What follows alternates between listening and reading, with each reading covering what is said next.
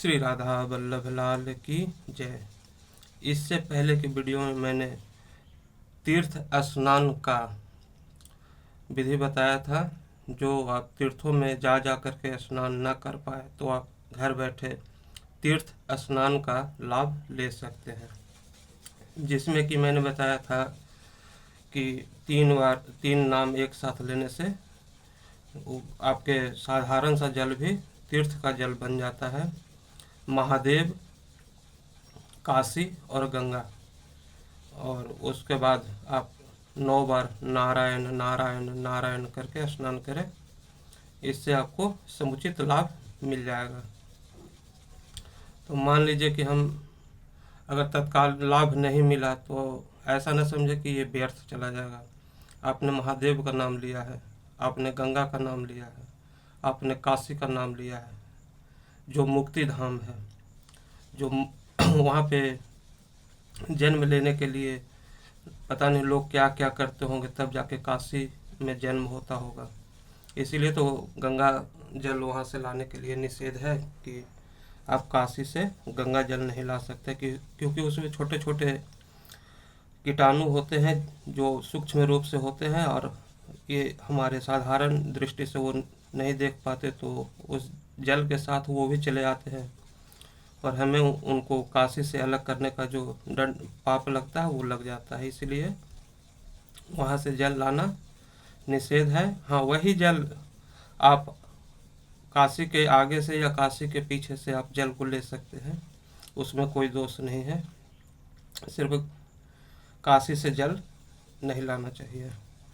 तो बात करते हैं, आपने नारायण नारायण नाम का उच्चारण करते हुए स्नान किया, इसका लाभ अवश्य मिलेगा, क्योंकि आपने अगर 9 बार नाम लिया है तो महीने का 270 नाम हो गए, और अगर 1 साल का जोड़ दिया जाए तो 3240 नाम लिए हैं, और वो कई एक साल तक किया जाए तो पता नहीं कितने हो जाएगा। तो नारायण नारायण का एक नाम भी समुचित लाभ देने में सामर्थ्य है, और आपने तो कई नाम लिए हैं। एक कथा में आता है, अजामिल का प्रसंग आता है, जो सभी जानते हैं कि अजामिल भ्रष्ट हो गया था। पहले वो धार्मिक था, उसके बाद वो किसी वेश्यागामी को रमण करते देखकर वो भी भ्रष्ट हो गया था। तो पहले के पुण्य उनके कुछ जमा थे और बीच में वो भ्रष्ट हो गए।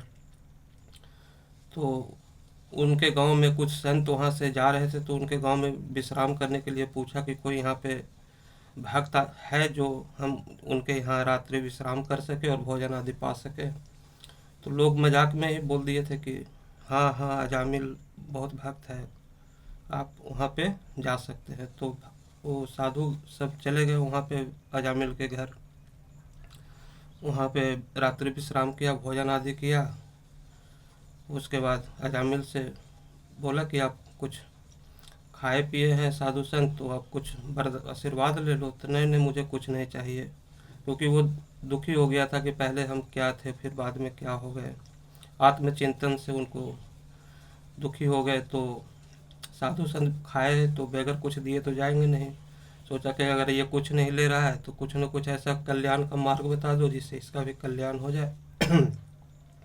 तो उन्होंने बताया कि चलो कुछ नहीं लोगे तो चलो एक ऐसा काम करना कि आपकी बार जो पुत्र हो उसका नाम नारायण रख देना। अजामिल ने ऐसा ही किया, अपने पुत्र का नाम नारायण रख दिया। और पुत्र मोह में आसक्ति थी, तो पुत्र के बहाने वो नारायण नारायण खूब किया करता था और उसका चिंतन किया करता था। तो पुत्र के मुंह में जब उसके अंतिम समय आया, तो जब उनके सामने यमराज आए तो भय से वो कांप गया, और वो अभ्यास था उसको नारायण नारायण का, तो भय से व्याप्त होकर के उसने नारायण नारायण पुकारा, जबकि कोई नारायण में कोई भाव नहीं था। वो अपने भय से पुत्र को बुला रहा था। तो तत्काल वहाँ पे भगवत पार्षद प्रकट हो गए और यम का फांस काट करके और वो अपने भगवत धाम ले गए।